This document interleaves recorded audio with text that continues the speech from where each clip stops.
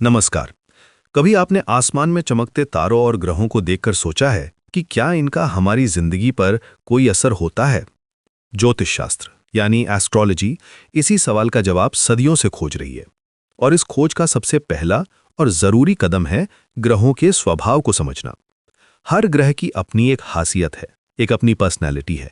कोई शांत है तो कोई गुस्सैल है, कोई हमें खुशियां देता है तो कोई हमें जिंदगी के कड़वे सच सिखाता है।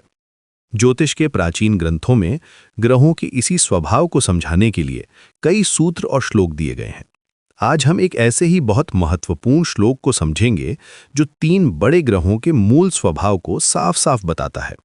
ये श्लोक है: गुरुः शुभः सुवर्णाभः, शुक्रः शुक्लः सुखप्रदः, शनैश्चरः कृष्णवर्णः, क्रूरः पापफलप्रदः। चलिए इस श्लोक को तोड़कर इसके गहरे मतलब को समझते हैं। श्लोक की पहली लाइन कहती है, गुरुः शुभः सुवर्णाभः। इसका मतलब है गुरु यानी बृहस्पति ग्रह शुभ है और उसका रंग सुनहरा है। जब हम कहते हैं कि गुरु शुभ है तो इसका मतलब सिर्फ अच्छा होना नहीं है। गुरु ज्ञान, विवेक और विस्तार के कारक हैं। वो एक ऐसे टीचर की तरह हैं जो हमें सही रास्ता दिखाते हैं। उनकी शुभता हमारी जिंदगी में अवसरों को बढ़ाती है, हमें सीखने के लिए प्रेरित करती है और हमारी सोच को पॉजिटिव बनाती है। उनका सुनहरा रंग उनकी सात्विक और दिव्य ऊर्जा को दिखाता है। इसीलिए ज्योतिष में गुरु को सबसे ज्यादा शुभ ग्रह माना जाता है। उनकी मौजूदगी में मुश्किलें भी आसान लगने लगती हैं। अब आते हैं श्लोक के दूसरे हिस्से पर। शुक्रः शुक्लः सुखप्रदा। इसका अर्थ है शुक्र ग्रह का रंग सफेद यानी शुक्ल है और वो सुख प्रदान करने वाले हैं।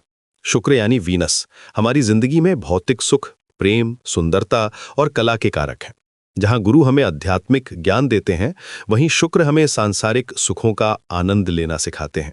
अच्छा खाना, अच्छे कपड़े, आरामदायक घर, प्यार भरा रिश्ता, ये सब शुक्र की देन है।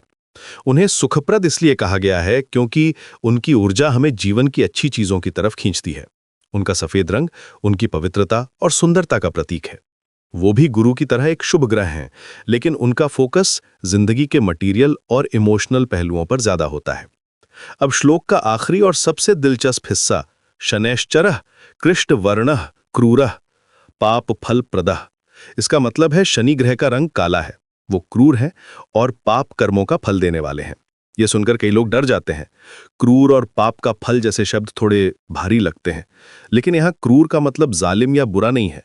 शनि एक जज की तरह है, एक सख्त अनुशासन वाले टीचर की तरह।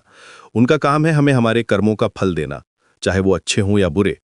उन्हें पाप फलप्रद इसलिए कहा गया है क्योंकि वो हमारे पिछले जन्मों या इसी जन्म के उन कर्मों का हिसाब करते हैं जो सही नहीं थे।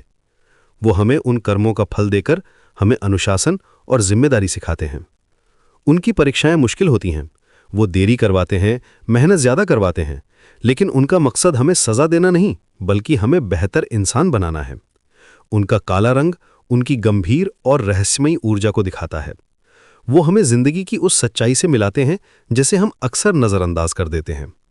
तो इस एक श्लोक से हमें 3 प्रमुख ग्रहों गुरु, शुक्र और शनि के मूल स्वभाव का पता चलता है। गुरु शुभ हैं, शुक्र सुख देने वाले हैं और शनि न्याय करने वाले हैं। लेकिन कहानी यहीं खत्म नहीं होती। ज्योतिष में कुल 7 ग्रहों को मुख्य माना जाता है। चलिए बाकी ग्रहों के स्वभाव को भी संक्षेप में जानते हैं। सबसे पहले सूर्य यानी सन। सूर्य को उग्र यानी तेज माना गया है। वो राजा हैं, आत्मा के कारक हैं। उनकी ऊर्जा बहुत तेज और शक्तिशाली है, जैसे सूरज की धूप। वो हमें आत्मविश्वास और अधिकार देते हैं, लेकिन उनका तेज कभी कभी अहंकार भी पैदा कर सकता है। फिर आते हैं चंद्रमा यानी मून। चंद्रमा का स्वभाव सौम्य यानी कोमल है। वो हमारे मन और भावनाओं को कंट्रोल करते हैं। वो एक मां की तरह देखभाल करने वाले और शांत हैं। लेकिन जैसे चांद घटता बढ़ता है, वैसे ही हमारा मन भी उनकी वजह से चंचल रहता है।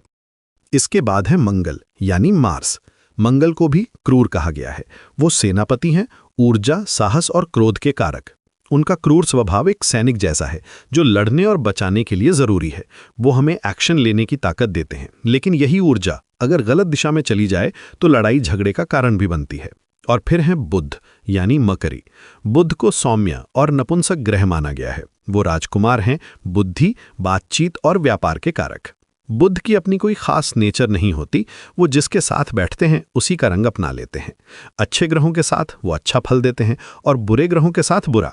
तो अगर हम इन सभी ग्रहों के स्वभाव को एक साथ देखें तो ज्योतिष का एक बहुत ही बुनियादी सिद्धांत सामने आता है, नैसर्गिक शुभ अशुभ ग्रहों का सिद्धांत। इस सिद्धांत के अनुसार गुरु और शुक्र सबसे ज्यादा शुभ ग्रह हैं, वो हमेशा अच्छा करने की कोशिश करते हैं। वहीं शनि और मंगल को नैसर्गिक अशुभ या पाप ग्रह माना जाता है। इनका काम हमें जिंदगी के कड़े सबक सिखाना है। सूर्य को भी उनकी उग्रता के कारण एक क्रूर ग्रह की श्रेणी में रखा जाता है। चंद्रमा और बुध की स्थिति थोड़ी अलग है। बढ़ता हुआ चांद यानी शुक्ल पक्ष का चंद्रमा शुभ होता है, जबकि घटता हुआ चांद यानी कृष्ण पक्ष का चंद्रमा अशुभ माना जाता है। और बुध, जैसा कि हमने कहा, वो संगति के अनुसार फल देते हैं। यही है ग्रहों के नैसर्गिक स्वभाव का आधार। ये समझना बहुत जरूरी है कि यहाँ अशुभ या पाप का मतलब बुरा या शैतान नहीं है। ज्योतिष में हर ग्रह की अपनी एक भूमिका है। शुभ ग्रह हमें आशीर्वाद और अवसर देते हैं, तो अशुभ ग्रह हमें मेहनत, अनुशासन और त्याग के जरिए मजबूत बनाते हैं। जिंदगी का संतुलन इन्हीं दोनों तरह की ऊर्जाओं से बनता है और ग्रहों के इसी खेल को समझकर हम अपनी जिंदगी को बेहतर